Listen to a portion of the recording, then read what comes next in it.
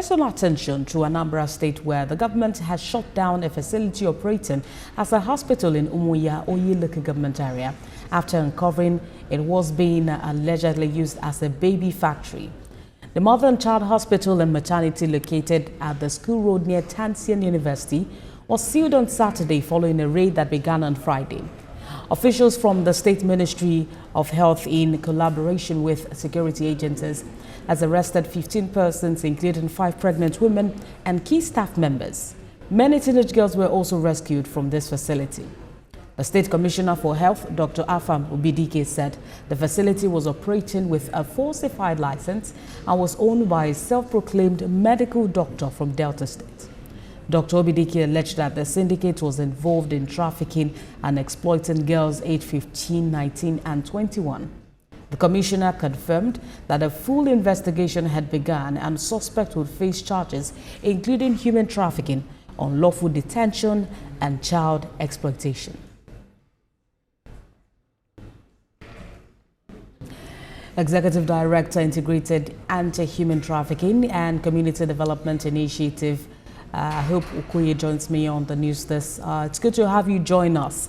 We understand that many teenage girls were rescued from this facility. This is just one out of another raid. How much of success would you say this has pointed to in the fight against human trafficking? Okay, good afternoon. Can you hear me? Please confirm. Yes, I can. Go ahead. Okay.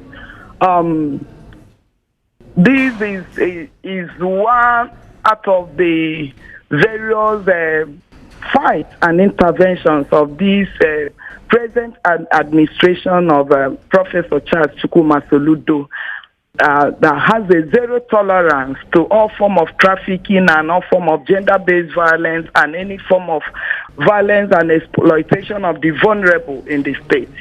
And we know this is not the first time we are hearing about news of the state government intervention through the Ministry of Women Affairs with police and other law enforcement agents, the NAPTIP and others in the state. When we talk about baby factory, trafficking in babies, I must tell you, as far back as not less than 10 years ago, the Southeast Nigeria has been declared as synonymous to baby factory regarding the operations of some of the fake medicals and even licensed hospitals in the state. We remember of the case of the Dr. Ezuma in Abia State.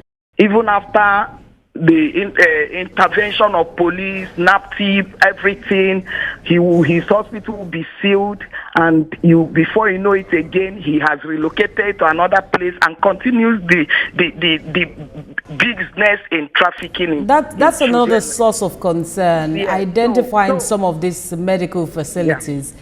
Like you said, this is not the first or the second time. According to the State Commissioner, who said that hospital was operating on a falsified license, how do we identify some of these places? You may not easily identify them because the people will be attending hospitals and you will think that they are just attending. Like I told you, there are even some official government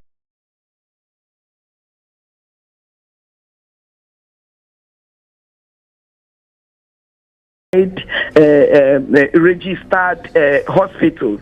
It's only the Ministry of Health, who they are supposed to be registered under, should be able to know who actually registered or not.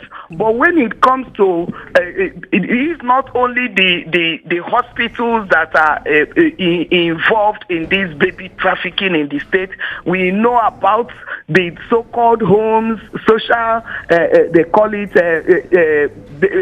either orphanages or motherless babies, in whatever name. It's the same way that some of them are not registered with the Ministry of Women Affairs, and they are part of this business in our children.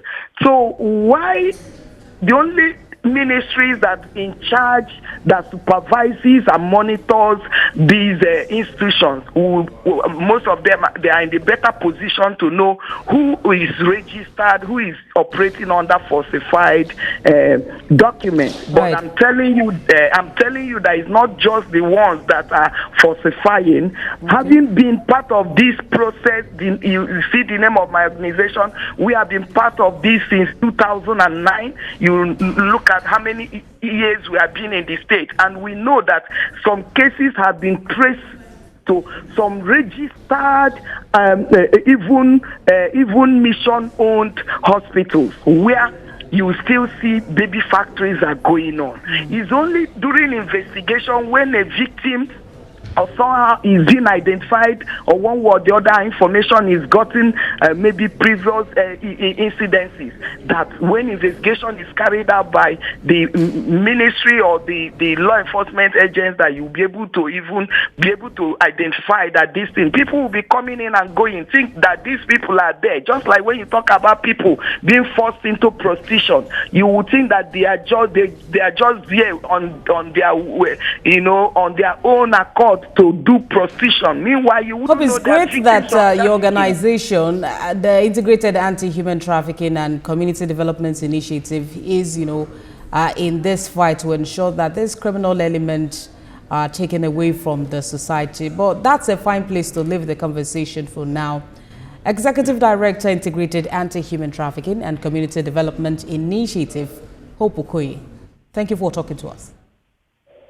Okay.